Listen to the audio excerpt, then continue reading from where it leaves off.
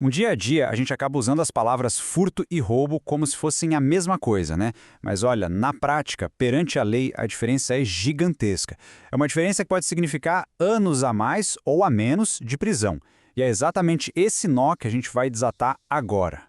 E aí, fica a pergunta. A resposta para ela é fundamental. Porque não se trata só do nome do crime. A gente está falando da gravidade da pena e, mais importante, do trauma que uma situação dessas pode causar. Então, vamos direto ao que interessa. Beleza, vamos começar pelo mais básico então. Seção 1. O furto, a chamada subtração simples. A definição da lei, lá no artigo 155, é bem direto ao ponto.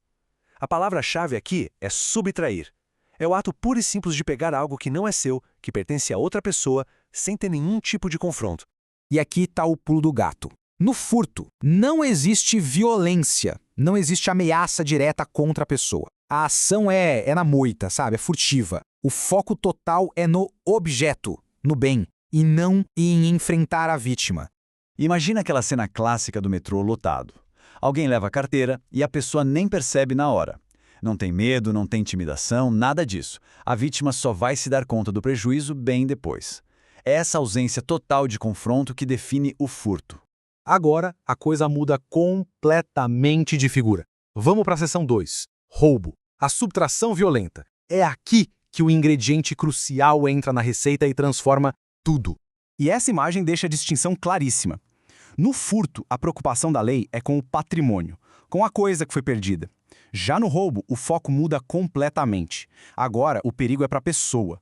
A lei não está mais protegendo o som celular, uma carteira. Está protegendo a vida, a integridade física e, claro, a psicológica. A descrição do artigo 157 já entrega o jogo. A subtração do bem ainda acontece, claro. Mas olha como ela acontece. Através de violência, de uma grave ameaça ou de um jeito que a vítima simplesmente não consegue resistir. Fazendo o contraste com o batedor de carteiras, aqui o cenário de puro pavor. A vítima entrega o que tem, não porque se descuidou, mas porque está com medo de algo muito pior acontecer. É essa ameaça, esse terror, que caracteriza o roubo. E aqui está a lógica por trás de penas muito mais duras para o roubo. O trauma de ser ameaçado, o medo de morrer, esse é um dano muito mais profundo do que a perda de um objeto, por mais caro que ele seja. A lei reconhece isso e, por isso, pune com mais rigor. Vamos para a seção 3, as várias faces do roubo. Porque, assim, nem todo roubo é igual perante a lei. O tal do roubo impróprio é um conceito bem interessante. Pensa só, a pessoa começa cometendo um furto, pega um celular sem ninguém ver. Mas, na hora de fugir, o dono percebe e tenta impedir. Se o ladrão empurra, ameaça ou agride o dono para conseguir escapar com o celular, pronto. Aquele crime que começou como um furto simples vira um roubo na hora. E a lei não para por aí. Ela também considera circunstâncias que tornam o roubo ainda mais grave, mais perigoso. São as chamadas causas de aumento de pena, que refletem um risco maior para a vítima e para a sociedade como um todo. E aqui estão alguns desses fatores que pesam na balança. O uso de uma arma de fogo, o crime ser cometido em grupo, restringir a liberdade da vítima, tudo isso agrava e muito a situação. E no pior dos cenários, o mais trágico, quando a violência resulta em morte, o crime vira latrocínio, roubo seguido de morte, um dos crimes mais graves do nosso Código Penal. Seção 4. A importância da prova.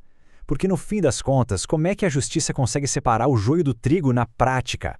Essa é uma pergunta que vale ouro. A diferença de anos de prisão pode depender da capacidade de se provar que existiu uma ameaça, e é exatamente aí que o trabalho de investigação se torna a peça-chave de tudo.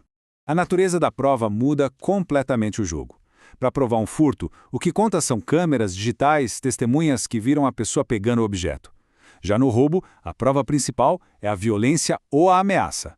Por isso, o depoimento da vítima, descrevendo o medo, o terror que sentiu, passa a ter um peso enorme, assim como um laudo de lesão ou a arma do crime se for encontrada. Olha, se tem uma coisa para levar de toda essa conversa é esta. A linha que separa o furto do roubo não é o valor do que foi levado, é a presença ou ausência da violência. É a fronteira que separa um crime contra o patrimônio de um crime contra a vida. E a gente encerra com essa reflexão. Essa distinção legal toda entre furto e roubo não é só um detalhe técnico, um juridiquês. No fundo, ela tenta responder a essa pergunta. reconhecendo que a ferida deixada pelo medo, pela violência, muitas vezes é bem mais profunda e demora muito mais para cicatrizar do que qualquer prejuízo material.